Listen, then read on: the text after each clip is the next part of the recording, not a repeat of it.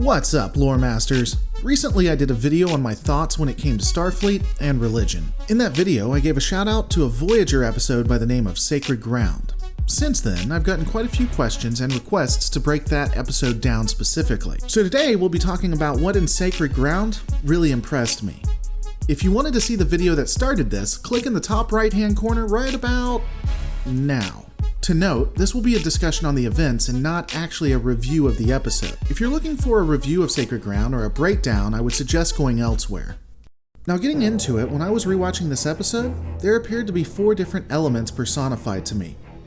First, you have the tragic event, which generally spurs these scenarios in Kes, who was harmed by, well, Tech if we're being honest. She's the one who brings everyone together, the atheist, the believer, and the outsiders.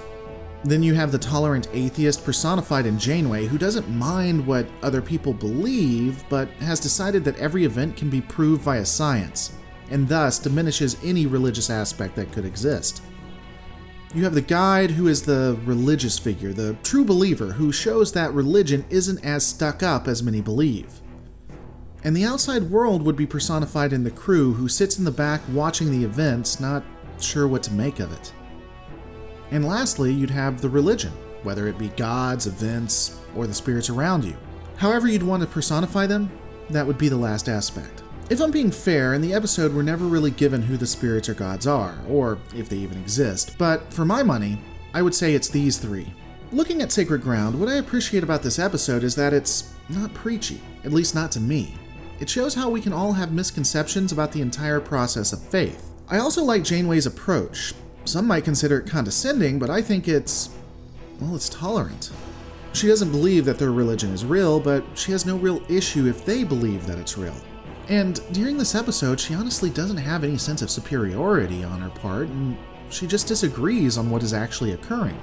Looking at the events of the episode, Janeway attempts to go through religious trials to save Kes. At first, she is introduced to the 3 individuals who state that she should just stay and wait and talk with them. Not having patience and having her own preconceptions on what religion is, she tries to move quickly past them so that she can get to the actual trials. When she pushes forward, she is then put through different trials, different tribulations, including painting, staring at a rock, and being poisoned. Basically all things that would be more fun than watching the entire series of Voyager. And during this entire time, her body is being monitored for chemical changes, anything that might help Kes. Now, we'll go ahead and gloss over the differences in human and Okampa biology for the moment and assume that it works one-to-one, that even though these are 2 different species, something that occurs to Janeway could still help Kes.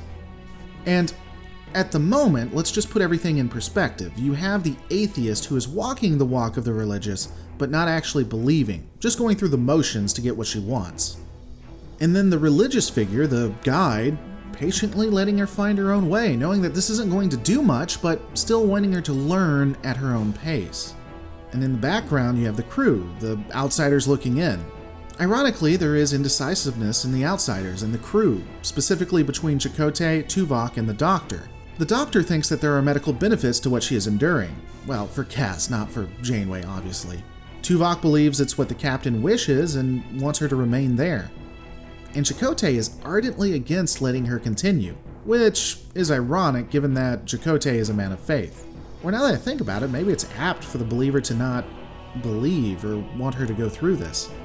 Ultimately, like we see with these things, they'll just continue to stand in the background and watch, giving their opinions but not doing anything else.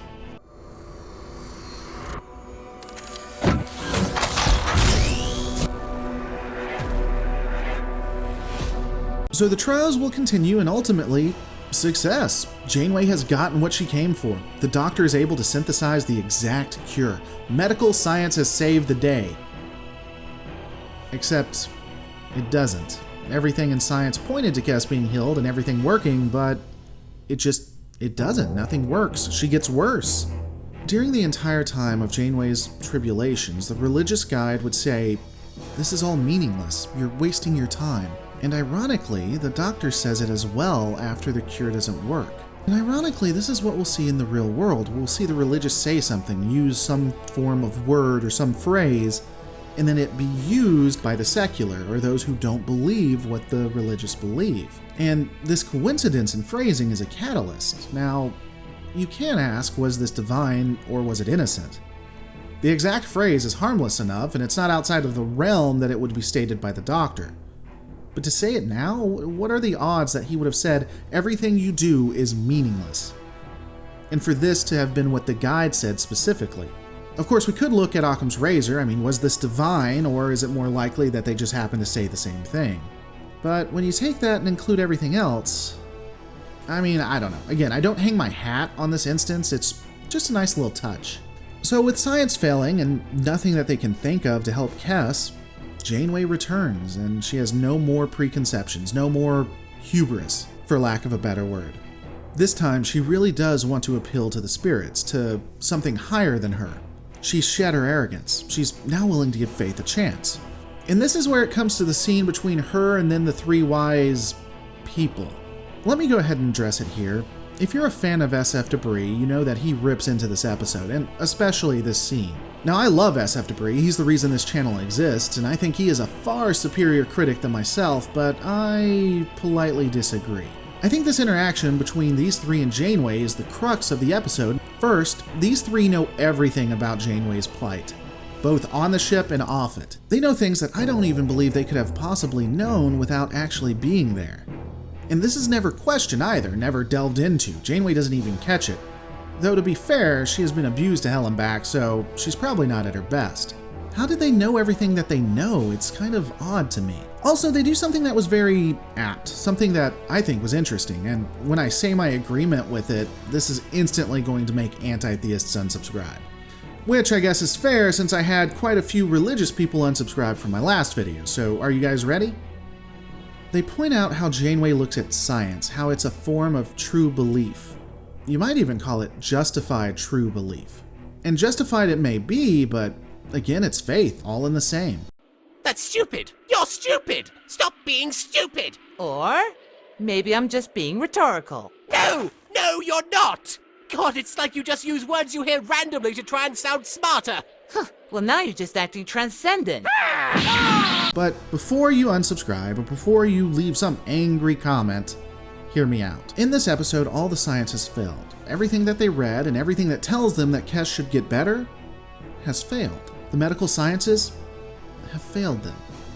And yet, Janeway and the Doctor completely believe that it's science that is going to fix the issue, even though science quite clearly isn't working. Now, some will argue that they simply haven't applied the sciences appropriately, that historically, if it didn't work, you eventually find the right scientific method to make it work. That's fair enough, but I'll ask you this. If you pass 99 blue houses, can you tell me what the 100th house color will be? And look, I don't disagree that they just haven't applied the right science, that they just have to find out which method works and that medical science will save her ultimately.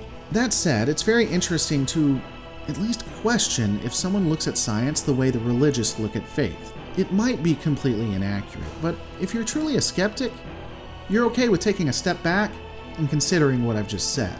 So we have the discussion with the three and Janeway, and they ultimately tell her to do something that's insane, to kill Kes. She needs to do this by walking through the exact portal that caused Kes to get hurt. And at this point, again, it's the nuance. It's intriguing to me.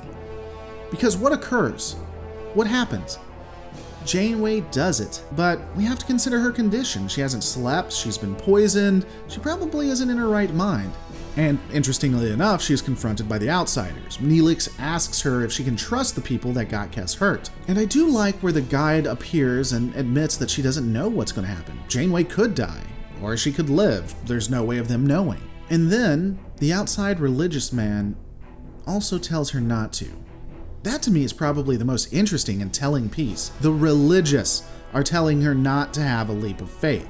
His faith stops at the door when someone might get hurt. He's only okay with faith when there's nothing to lose. And then Janeway walks through the portal of death and not only survives, but Kes is cured. In the end, the Doctor states that the science makes complete sense now, and even though it didn't at the beginning, he understands what happened. Understandably, quite a few religious people stated that they didn't like the ending. They didn't like what happened or how it was explained away with science. Look, I never go out of my way to give my politics or what I believe when it comes to religion. However, historically, I never really believed that science explaining things disproves God.